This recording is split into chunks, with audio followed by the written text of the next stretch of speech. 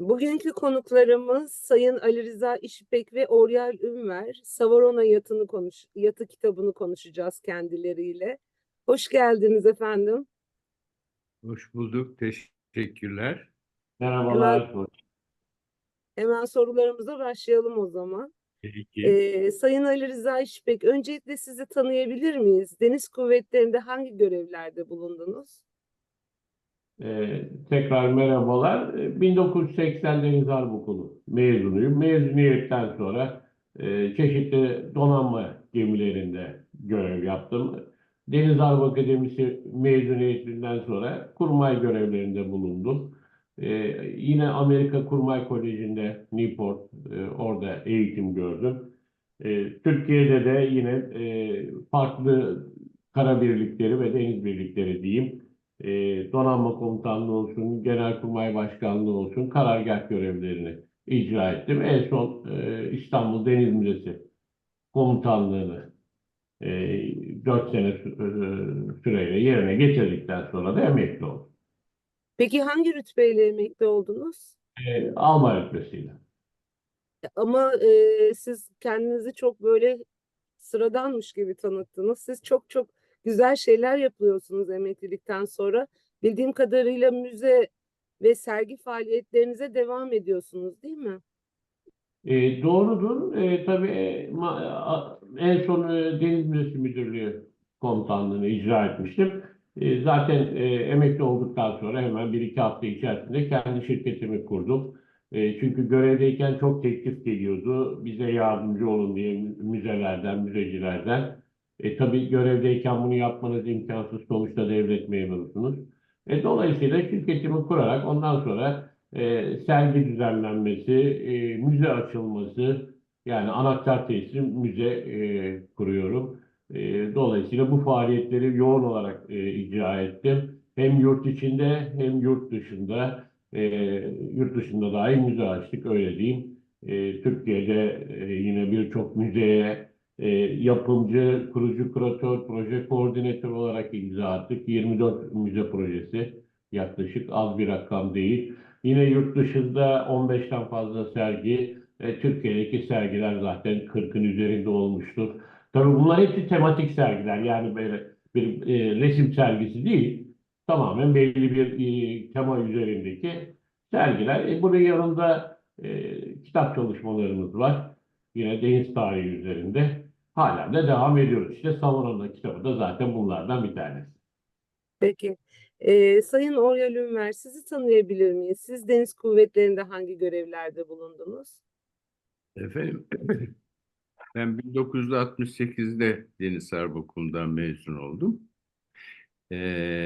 Deniz Kuvvetleri'nde bulunduğum süreç içerisinde 19 yıl ee, denizlerde dolaştım. Genellikle de muhrip sınıfı gemilerde. Ekmel Totrakan Amiralim benim gemi komutanımken 74'te de Kıbrıs Harekatı'na katıldık beraberce. Ee, Orada o harekatta beraber görev yapmak hakikaten oldukça güzel tecrübeler bıraktı bana. En son Deniz Kuvvetleri'nde ikinci komutanlık ve komutanlık yaptıktan sonra Alçıtepe Gemisi Komutanlığı yaptım. Bu görevimden sonra istekle emekli oldum. Emekli olduğum rütbe kurmay yarbaydı. 1989'dan sonra sivil hayata katıldım.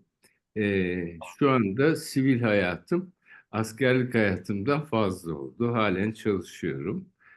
Ayrıldıktan sonra e, aldığım görevler de şöyle özetleyeyim. Galerya'nın ilk genel müdürlüğü, daha sonra Türkiye'nin ilk özel güvenlik şirketini kurdum.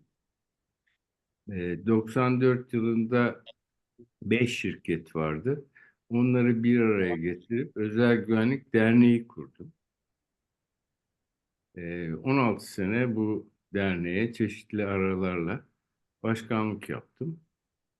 Ee, 2004'te de 94'te başlayan faaliyetimizi, kanun çıkartma faaliyetimizi 2004'te nihayetlendirebildik. 5188 numaralı e, özel güvenlik kanunu çıkartmaya muvaffak olduk. Bu arada Avrupa Güvenlik Birliği'ne 99 yılında Türkiye'yi yani GÜSOT'u, Güvenlik Derneği'ni üye yapmayı başardım. Ve de şu anda dahi ülkemizde hiçbir sivil toplum kuruluşu Avrupa'daki herhangi birliğe tam üye değil. Biz 90'da tam üyeliği aldık ve halen de tam üyelik şeyini sürdürüyoruz, kimliğini. Onlarla birçok projeye, özellikle eğitim projelerine imza attık. Bilahare e, kurmuş olduğum şirketi, güvenlik şirketini sattım 2006'da. Sonra Tepe Savunmayla ortak olarak gemi ve liman denetleme ve Uluslararası Denizcilik Örgütü'nün vermiş olduğu ISPS kod çerçevesinde gemileri güvenlik sertifikalandırmasını yetkili olarak yapmaktayız. Şu anda 89 limanda bu faaliyeti sürdürmekteyiz. Yurt dışında da İtalya, Malta, Fransa, Hazar Denizi'nde Azerbaycan ülkelerine yine liman hizmetlerinde bu güvenlik sertifikasyon hizmetini verdik. Şu anda da kısmet olursa Irak'la çalışmaya çalışıyoruz. Oldukça. Biraz zor bir süreç. Diğer taraftan benim kendi kurduğum şirketlerden 2008'de itibaren de Movotix diye akıllı ve yapay zekalı kamera üreten bir Alman şirketinin Türkiye'deki partneriyim ve bu görevi de 12 senedir birçok şeylerde, yerlerde başarılı neticeler vererek devam ediyoruz. Bir kızım var, e, evli. Benim de özetim bu kadar. Daha ne olsun, muhteşem çalışmalar. Çok tebrik ederiz. Sağ olun. Sayın Ali Rıza İşipek, siz hangi yıllarda Savaron'da seyre çıktınız? Sanırım öğrencilik döneminizde. O dönemde Savaron ne olarak kullanılıyordu? Ee, tabii ben 1980 mezunu olduğum için biz de o dönemlerde genelde Harbiye mezuniyeti senesinde, yani normalde bizim 80 Haziran'ında yurt dışı açık deniz seyrine çıkmamız gerekiyordu ama maalesef 79 yılında Heybeliada önünde Savron'a bir kaza geçirdi. Bir yangın olayı olduğundan biz Harp Okulu mezuniyeti yılında Savron yılları seyre çıkamadık ama açık deniz tatbikatına çıkamadık yurt dışı ama daha önceleri gerek deniz sitesindeyken gerek Harbiye'de okurken yurt içi limanlarına gittik. Örneğin 78 yılında Tekirdağ, Gemlik, Çanakkale, yani Marmara içerisindeki limanlara Savrona gemisiyle seyre çıkma imkanını elde ettik diyeyim. Bizim için unutulmaz hatıralarla dolu kısa bir seyir ama hakikaten o yaşta o geminin havasını teneffüs etmek bile bizler için çok büyük bir nimetli, çok büyük bir ayrıcalık olduğunu düşünüyorum. Peki o dönemde yine Atatürk'ün eşyaları yatın içinde duruyor muydu? Tabii kameralar ve salonlar hepsi duruyordu tabii. Ancak belirli bir kısmı o zamanlarda müzeye alınmıştı. Yani şöyle diyeyim, Tabii deniz kıyılarında müzecilik çok köklü. Zaten İstanbul Deniz Müzesi Türkiye'nin ilk müzesidir. Yani Türkiye'de kurulmuş, müze adıyla kurulmuş ilk müzedir. Dolayısıyla müzeciliğimiz oldukça ilerlemiş diyebilirim. 1951 yılında Savonana deniz kıyılarına geçtikten sonra Atatürk'le ilgili eşyalar sırasıyla hemen hemen Deniz Müzesi'ne alınmıştır. Yani yandığı sırada Atatürk'le ilgili sadece Atatürk değil, onun dairesi diyeyim, Cumhurbaşkanlığı dairesi denir. Yani yattığı kamera, onun salonu, diğer oradaki bütün odalardaki bütün önemli eşyaların hepsi zaten Deniz Müzesi envanterine korunma maksadıyla alınmıştı. Yani Atatürk'ün yatağı, abajürü, koltuğu, pufu, yemek takımları, masa takımları, yazı takımları, perdesi, çarşafı, aklınıza gelebilecek Atatürk'ün kullandığı hemen hemen her şey artı gemideki kıymetli eşyalar. Örneğin kralların hediyeleri var. Savara'nı ziyaret etmiş. Gümüş veya altın takımlar var. Ya çok değerli, dünyanın en önemli deniz ressamı tarafından yapılmış yağlı boya tablolar var. Bunların hepsi zamanında müzeye alınmış. Şu anda 2000 küsur parça müze envanterinde diyebilirim. Zaten kitabımızda bunların da tek tek resimlerini ve listelerini koyduk. Dolayısıyla Türk halkı bu konuda rahat edebilir. Çünkü Savurana tekrar hizmete giriyor. Bu şekilde söylemler çoktu. Ya ne gerek var artık Savurana zaten yandı. Niye bir daha devreye alınıyor? Artık anır bir şey kalmadı. Atatürk'le ilgili bir şey kalmadı deniyor ama gerçek öyle değil. Atatürk'le ve onun dairesindeki hemen hemen her şey şu anda müzede zaten sergileniyor Beşiktaş'taki Deniz Müzesi'nde. Çok isabetli bir karar olmuş o zaman eşyaların Deniz Müzesi'ne taşınması. Tabii, tabii. Evet. Sonuçta denize çıkan bir gemi müze şartlarını sahip değil, kolay değil. Her halükarda her zaman için bir müzede daha çok daha iyi bakılır. Atatürk'ün eşyaları da bizim için kıymetli, sonsuz. Dolayısıyla isabetli kararlar verilmiş dediğiniz gibi. Oryal Bey siz Savarona'da ne zaman sefere çıktınız? Öğrencilik döneminizde mi? Evet. Öğrenciyken 1968'den önce Ali Rıza kardeşim gibi biz de diğer küçük sınıflarda Marmara içerisinde dolaştık. Bazı limanlara gittik ama en büyük şeyimiz, hayalimiz e, açık deniz tatbikatı dediğimiz Akdeniz'deki tatbikattı. e, Bu tatbikata gitme şansı elde etmiş kişilerden biriyim. E, Bu seyahatlerde en çok şu beni etkilemiştir.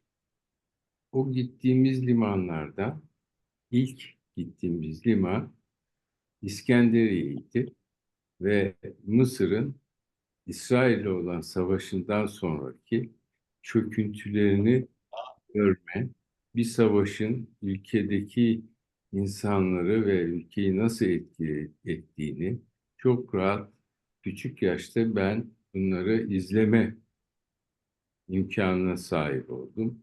Bu gezinin benim üzerimde bıraktığı en büyük etki budur. Sonra diğer limanlara gittik. Fransa'da, İspanya'da, İtalya'da, Malta'da, Kuzey Afrika'da Fas, Cezayir limanlarına gittik. Onlardaki ayrı kültür yapılarını karşılaştırma imkanını bulduk. Ve bu geminin benim üzerimde bir başka hatırası daha var. 1951 yılında Deniz Kuvvetleri'ne edilene kadar sürede 38'den 51'e kadar olan geçen sürede benim dayım Niyazi Şeker o geminin elektrik zabitiydi. Hı. Ve o nedenle de benim için bambaşka özelliği olan bir gemi oldu. Şeyle beraber Ali Rıza'nın da derin tarihçiliğiyle beraber bu süreci bir noktalamak istedik. Ve de halen planladığımız şeylerle topluma Savorona'nın e, unutulmaması için tarihimize sahip çıkmanın örneğini vermek. Peki bu arada hemen Poyraz toplantısına değinelim. Evet, Savorona Yatı, Atatürk'ten Yadigar kitabı fikri ortaya nasıl çıktı? Sizden dinleyebilir miyiz bunu? Ali Rıza anlatsın. Peki. Hadi dersin. Bizim tabii arkadaş grupları arasında çoğunluğu Bahriye kökenli olmak üzere akşamları bu özellikle pandemi döneminde başlamıştı. Tabii insanlar bir araya gelemiyor. Daha çok sosyal platformlarda, dijital platformlarda bir araya geliyorduk. Biz de bu şekilde başlamıştık ve dolayısıyla herkes kendi konusuyla ilgili konferanslar veriyordu. Bir yarım saat, bir saat, 1,5 saat, hatta şöyle diyeyim gece yarısı 3'e kadar falan devam ediyordu bazen. 9.30'da başlıyorduk. Ve burada ben de tabii kendi ilgi alanım olan deniz tarihiyle ilgili konferanslar veriyordum. Bu konferanslardan biri de konu arkasından da soru cevap periyotları oluyordu bunların.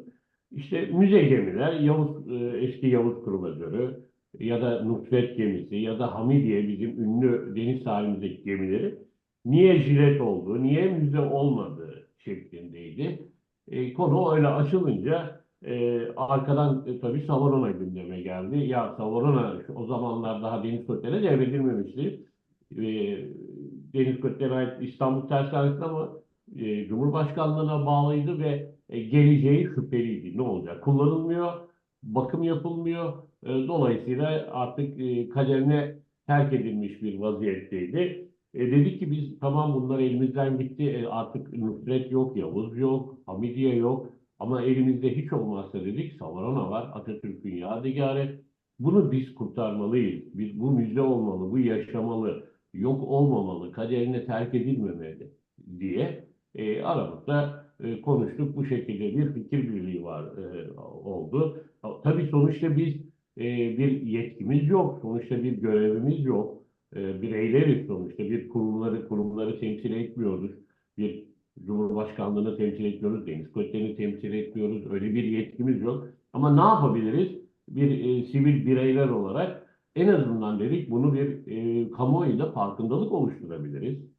Bunu gündeme taşıyabiliriz. Bunu taşımanın yollarından biri de bunun dedik biz bir Savrona'nın kitabını yazalım, hiç olmazsa bu kitap vasıtasıyla bir kamuoyunda farkındalık oluşur. Ya Savrona önemli, Atatürk'ün yadigarı. Bakın bu elden gidiyor. Harekete geçelim şeklinde görüşler ortaya çıktı. Tabii bu görüşler çıkınca da işte Oryal Bilim'le birlikte biz bu görevi üstlendik. Dedik ki biz bunu yaparız, merak etmeyin. Bazı arkadaşlarımız da tabii gündemdeydi. Onlar da yaparız falan dediler, ama sonuçta görevi biz almak zorunda kaldık diyeyim. Ve bu şekilde başladı.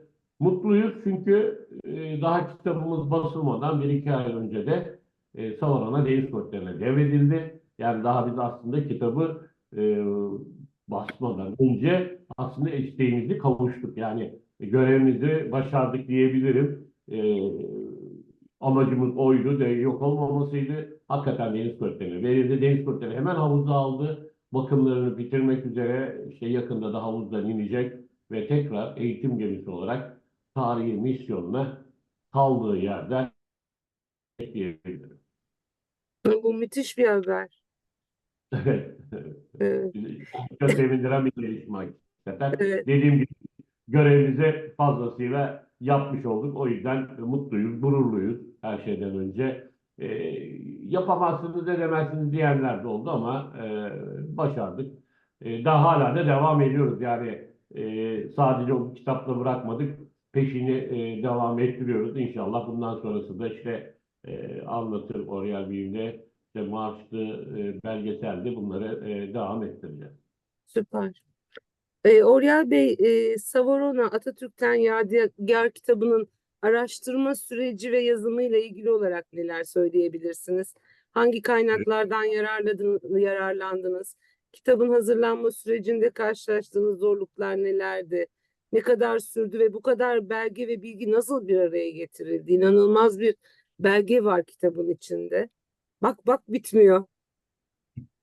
Efendim, Ali Rıza kardeşimin bir kere müzeciliği bu kitabın kaynakçasının oluşturulmasında büyük pay sahibidir. Bunu hiçbir zaman inkar edilmesi mümkün olmayan bir şeydir. Diğer taraftan kitabı okuduğunuzda fark etmişsinizdir. İki bölümden oluşturduk. Birisi tamamıyla kaynakçalara dayanan Atatürk ve Sauron'un kitabı. İkinci ciltte o Sauron ile Açık Deniz tatbikatlarına çıkan sınıfların anıları ve o arkadaşlarımızdan rica ettik. Tüm emekli olmuş arkadaşlarımızdan rica ettik. Onlar anılarını yazıp yolladılar.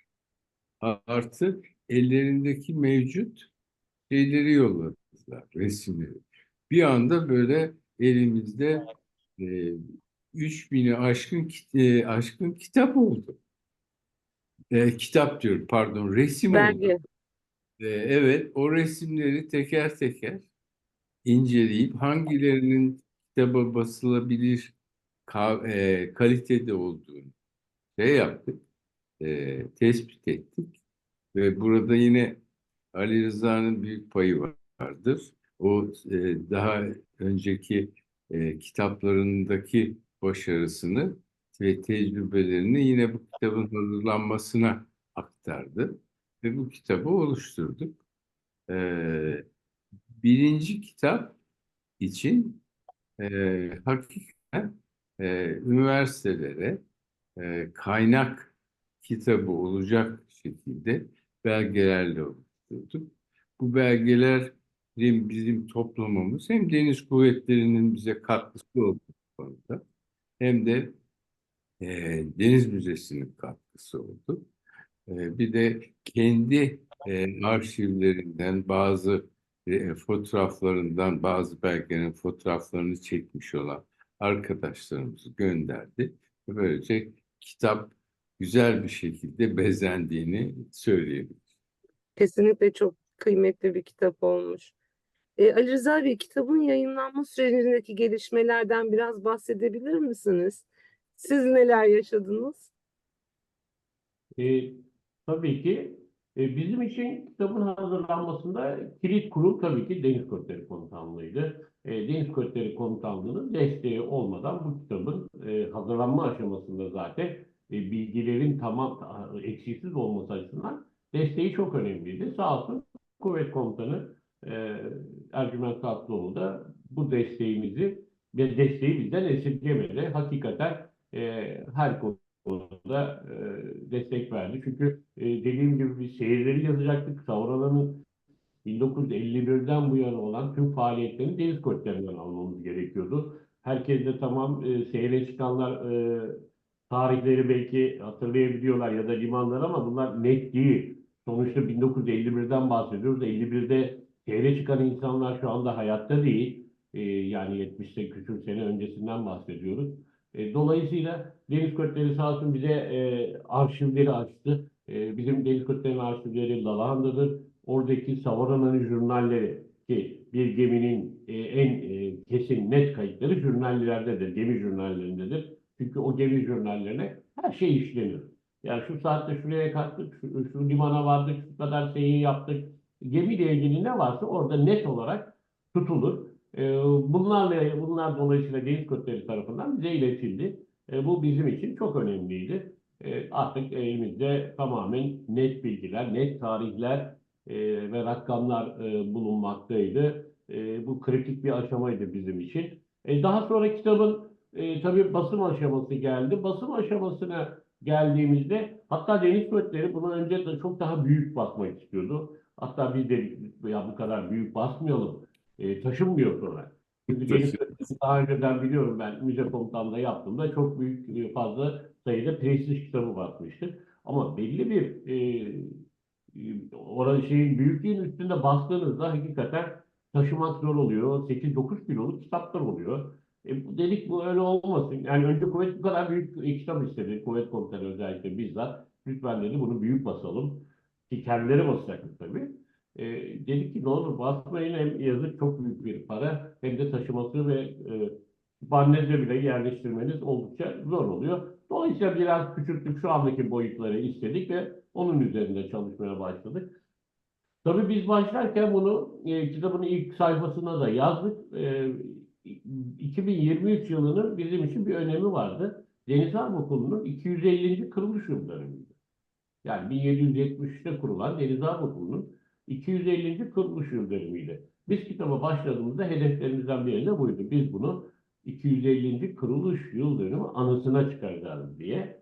Ve hatta diğer bir tesadüf de Cumhuriyet'in kuruluşunun 100. yıl dönümüne rastladı 2023 yılı. Dolayısıyla hedefimiz 2023 yılıydı. Ancak maalesef kitap basımı hazır oldu. Bunu Deniz Kürtlere gönderdik. Deniz Kürtleri düzeltmeleri yaptı. Biz bir daha tekrar değiştirdik Deniz Kürtlerin istediği düzeltmeleri. Yani tam bir koordinasyon halinde çalıştık. Ancak en sonunda Milli Savunma'nın bir onay vermesi gerekiyordu. Milli Savunma Bakanlığı'nın, sonuçta Deniz Kürtleri de oraya bağlı. Onlardan onay alıyor ama onların bir kurulu 2023 yılında artık toplantıyı kaçırdık diyeyim belki de. Şimdi 2024'de kalma durumu vardı. Çünkü o kurul toplanıp bu kararı verecek. Biz de bunu istemedik. Çünkü amacımız dediğim gibi 2023'e yetiştirmekte ve biz kendimiz dedik ki inisiyatifi o zaman biz alıyoruz. Biz kendimiz basalım. Yeter ki 2023'e bu kitap yetişsin o yöntemi uyguladık diyebilirim. 2023'te basmak için artık Deniz Kürtlerine dedik ki teşekkür ederiz. Biz kendimiz basalım, şimdi onu beklersek bu 2024'e sarkacak. Biz bunu bu sene bitirmek istiyoruz. Böyle bir hikayesi var kısacası. Bu biz bize yeteriz yazısı kaleme alınmış sanırım ve çok yüklü miktarda olan baskı ücretini de Deniz Kuvvetleri mensupları kendi aralarında toplamışlar. Bu zincir olayını anlatabilir misiniz?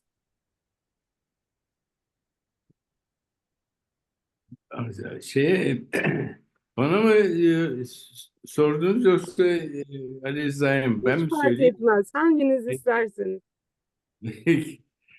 Efendim, özellikle Bahriye'nin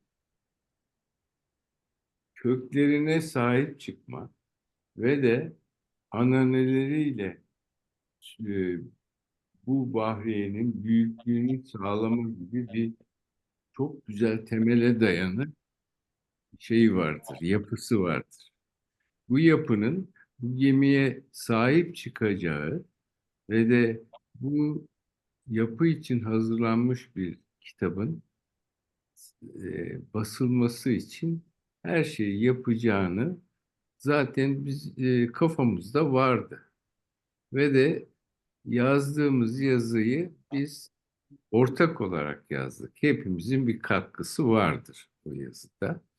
E, Ünal e, Gül arkadaşımızın da katkısı var. Poyraz grubunda bütün yükü çeken ve organize eden arkadaşımız. Bu yazıyı yayınladıktan sonra Ali Rıza'nın bir araya girdisi oldu. O da gemilerde demir atıldığı zaman bir zincirle gider. O zincirin de boyutlarıyla ilgili bir raporlama sistemimiz vardır bizim. Gemiden geminin demirli haliyken yukarı alırken demiri işte 10 güvertede, 9 güvertede, 8 güvertede gibi kilit sayısını söyleriz ve geminin demiri sudan kesildiği zaman da salpo deriz ve apiko şeyini veririz, komutunu. Gemi artık denizin dibiyle ilişkisi kesildi demektir. Bunu orada şu anda hatırlamadım. Ali Rıza onlara bir şey verdi. 10 kilit bir şey yapardı.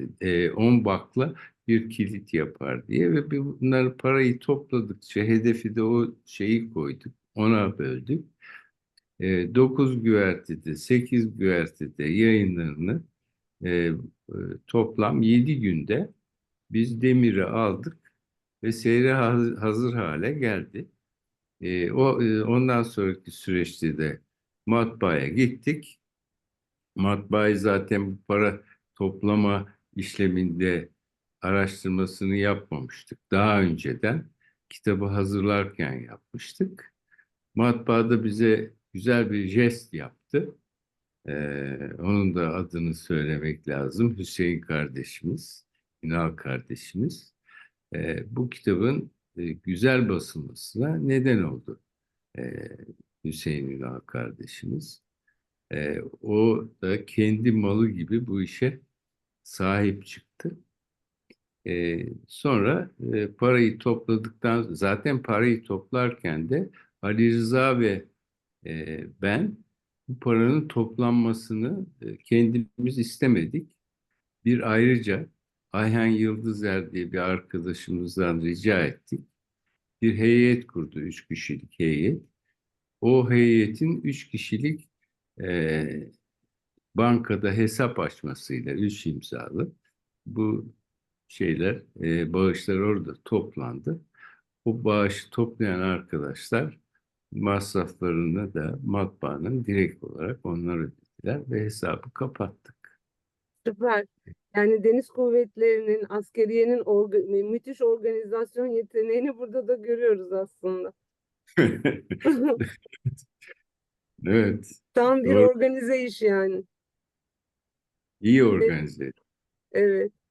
Peki Ali Rıza Bey, Savarona'nın Türk Deniz Kuvvetleri'ndeki rolü ve tarihi hakkında neler söyleyebilirsiniz?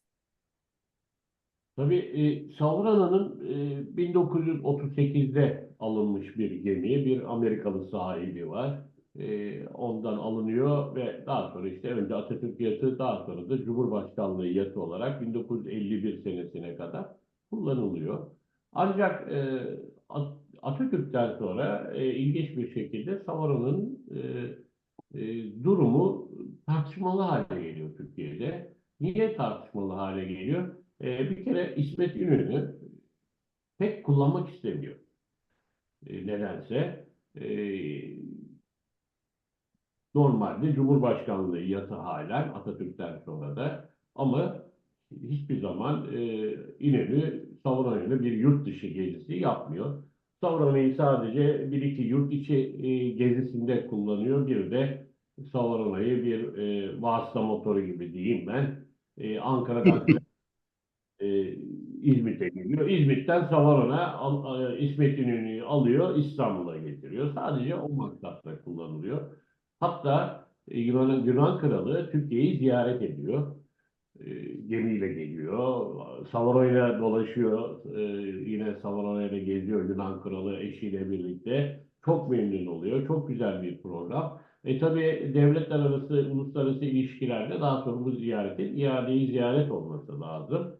Ama bunun iadeyi ziyaretine Savaron'a gidiyor ama İnönü yok içinde. İnönü Aa, çünkü çok yani oldukça ilginç Dışişleri Bakanı'nı gönderiyor.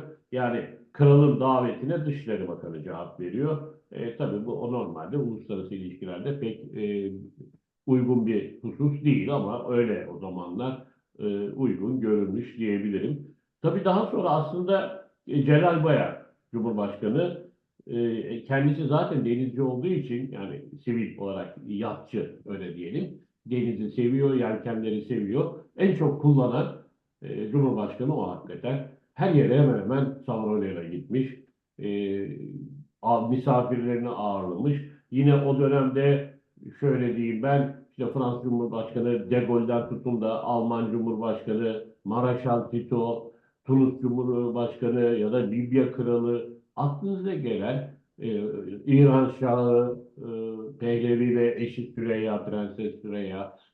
Aklınıza gelecek herkes, hemen hemen bütün devlet büyükleri Savonana'ya gelmiş. Savonana'da muhakkak vakitleri olmasa bile hiç olmazsa bir boğaz turu ve adalar turu yapmışlar. Dolayısıyla bir devlet başkanlığı yatı görevini 1951 yılına kadar layıkıyla sürdürmüş diyebilirim. Hatta 51 yılından sonra da 51 yılında çünkü deniz kuvvetlerine veriliyor. Ondan sonra da yine layıkıyla bu şekilde bazı görevleri var. Sadece 51'e kadar değil, 51'den sonra da devlet başkanlarına yine ev sahipliği yapıyor. E, Önemli bazı hususlar var. Tabii dedim İnönü pek sevmiyor, istemiyor Saman olayı. Tabii sebebi de malum Atatürk'le arası iyi değil. Atatürk'ü sevmiyor. Bu tarihimizde bilinen bir şey. Dolayısıyla Atatürk'le ilgili olan bir Savarana var. Bir de Beyaz Tren var. Ankara-İstanbul arasında seyahatleri yapılır. Bu ikisinin de elden çıkmasını istiyor. İnönü satılmasını istiyor. Ama satılmasını istiyor ama İnönü o zamanlar tabii CHP Genel Başkanı aynı zamanda ama CHP'nin içinde de Atatürk'ün hakiki askerleri var. Kendi partisi zaten karşı çıkıyor. Kendi partisini ikna edemiyor. Örneğin Milli Savunma Bakanı Atatürk İnönü'ye bağlı ama Atatürk'ün askeri. Hakiki yani savaşmış bildiğimiz asker kökenli kişiler bunlar. Bunu başaramıyor. Kendi partisi içinde bile ikna edemiyor. Ama devamlı bu sefer de Demokrat Parti, muhalefet partisi olan onlar da devamlı bu sefer bunu bir koz olarak kullanıyorlar. Her bütçe görüşmelerinde bu savarona çok masraflı satılsın. Çok masraflı satılsın. En sonunda bunu da artık kitabın arkasında, her iki cildin arkasına da koyduk. 1948 bütçe görüşmeleri yine Demokrat Partililer söz alıyor. Savarona satılsın, Beyaz Tren satılsın. Bunlar çok masraflı diye. En sonunda Bolu Milletvekili, CHP Bolu Milletvekili İhsan Yalçın kürsüye çıkıyor.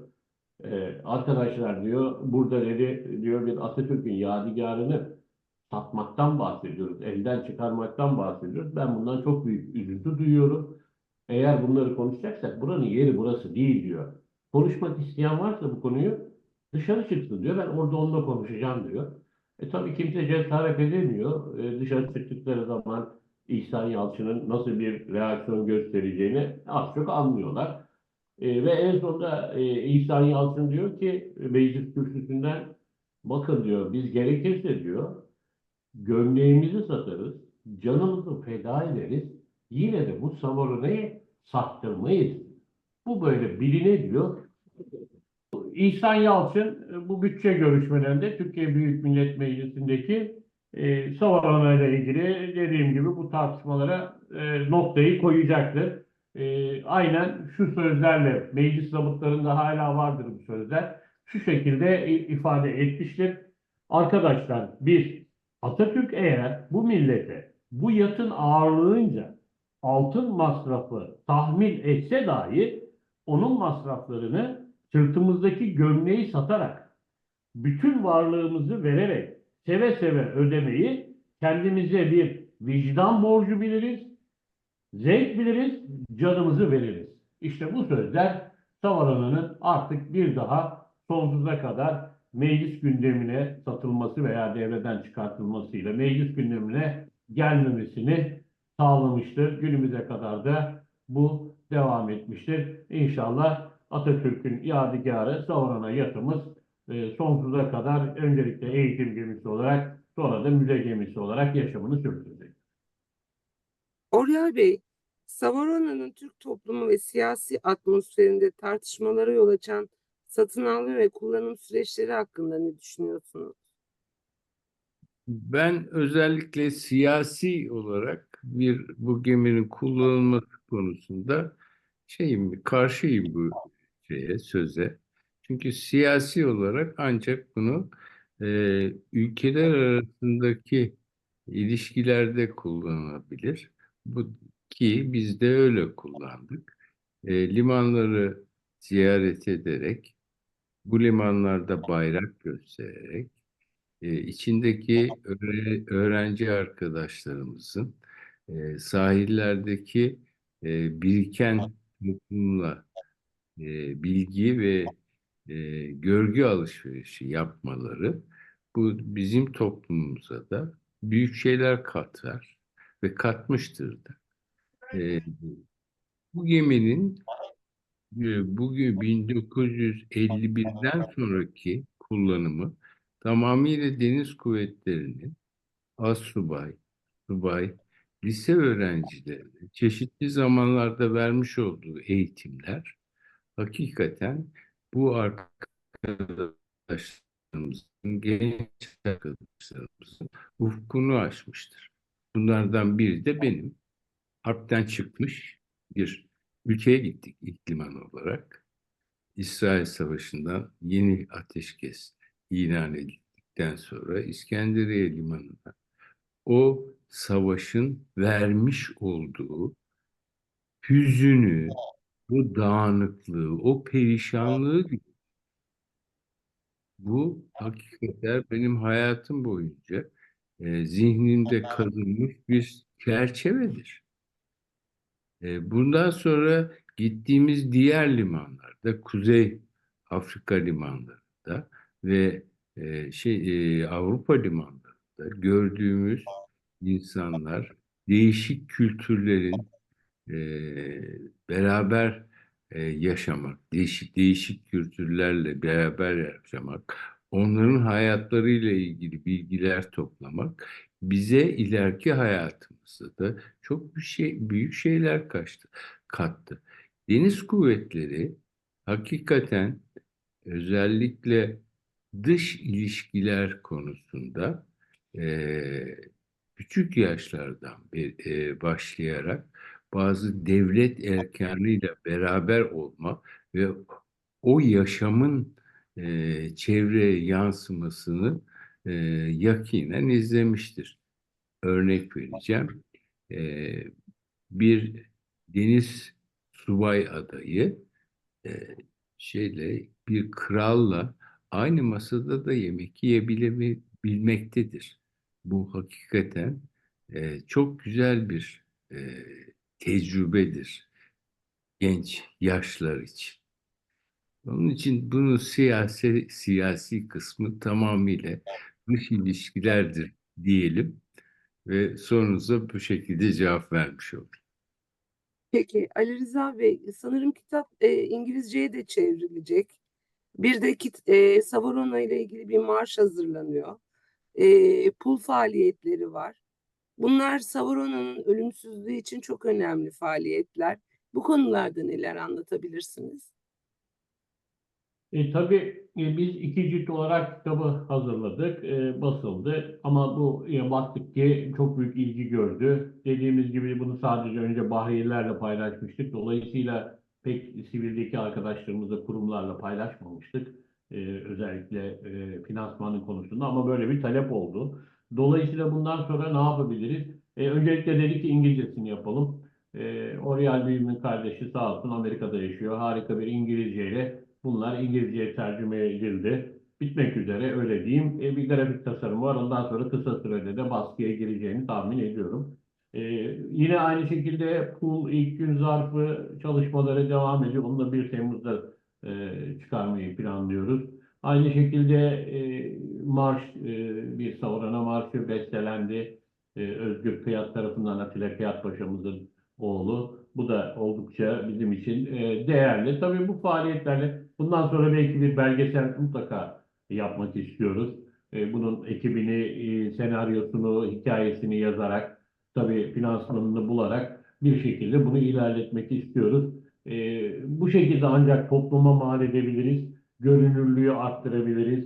Bu sosyal medyada veya ulusal kanallarda daha çok gündeme gelmesi gerektiğine inanıyoruz. Çünkü bu gündeme geldikçe Savarona daha itibar kazanacak. Çünkü maalesef Savarona'yı yeni nesiller bilmiyor. Eski nesiller belki biliyor ama yeni nesiller Savarona dediğiniz zaman nedir? Çünkü hiç görmediler. Bilmiyorlar. 20 yıldır gündemde olmayan bir gemiden bahsediyoruz. Sadece artık belli bir yaşın üstündekiler biliyor. Dolayısıyla bu daha çok gündeme geldikçe insanlar bunu öğrenecektir. Biz de hedefimize bir anlamda Çünkü bizim başlangıçtaki anlattığım bir hedefimiz kamuoyu oluşturmaktı. Bir kamuoyunda farkındalık oluşturmaktı. Bu farkındalığı oluşturabilecek her türlü faaliyete bundan sonra daha da arttırmamız, adım atmamız gerektiğine inanıyorum. Kitabın ön sözünde 1980-81 yıllarında Savuron Hayatı'nın komutanlığını yapan Koramiral Atilla Kıyak şu cümleleri kaleme almış. Savurana, Atatürk'ün yadigarı, bir zamanların efsane okul gemisi, Deniz Harp Okulu öğrencilerinin beyaz kuğusu, dünyanın en itibarlı yatı, önce ait olduğu yerden sonra da denizlerden koparılarak kaderine terk edilen gemi. Elinizdeki kitap bu kadere isyan eden bir avuç denizcinin onun yaşatma çabası, tarihe not düşmeleri. Savorona'nın aktif veya müze olarak yaşatılmamasının kırgınlığı ve hüznüyle okuyacaksınız. Aslında bu cümleler çok şey anlatıyor, değil mi? Gemi şu anda sizin de söylediğiniz gibi deniz kuvvetlerine verildi ve gelecekte de eğitim gemisi olarak kullanılacak. Herhalde belli bir süre sonra da müze olarak kullanılacaktır, değil mi? Şöyle Atilla Kıyat amiralimiz hakikaten bu gemide komutanlığı sırasında da çok uğraşı vermiştir gemiyle ilgili olarak.